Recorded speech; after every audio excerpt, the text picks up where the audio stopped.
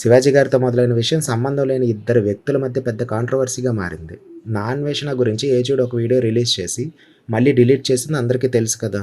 దానికి కౌంటర్గా నా అన్వేషణ కూడా ఒక వీడియో అప్లోడ్ చేసి ఏజుడిని అతని బ్రదర్ని కూడా కలిపి తిట్టాడు.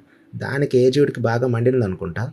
మళ్ళీ డిలీట్ చేసిన వీడియోని రీఅప్లోడ్ చేస్తూ అందులో మాత్రం నా అన్వేషణ ఒక రకంగా వేసుకున్నాడు బాస్. మన దైవాల మీద, మన ధర్మం మీద అదేంటది చాలా ఈజీగా అవలీలుగా ఏమవుతుందిలే మనకి వీళ్ళు పట్టించుకోరు అనే ఒక యాటిట్యూడ్తో ఈ వ్యక్తి మాట్లాడడం జరిగింది. తన పేరు అన్వేష్.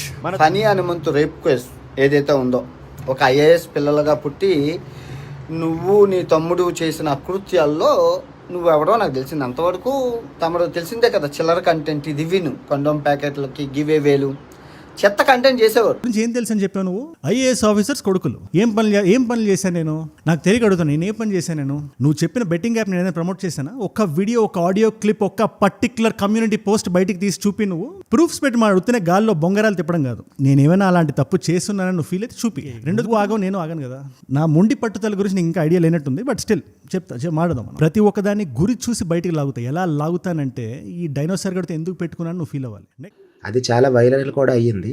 ఇప్పుడు నా అన్వేషణ ఈరోజు సాయంత్రం 5కి ఏజుడి తమ్ముడు గురించి ఒక వీడియో రిలీజ్ చేస్తా అంటున్నాడు బాస్.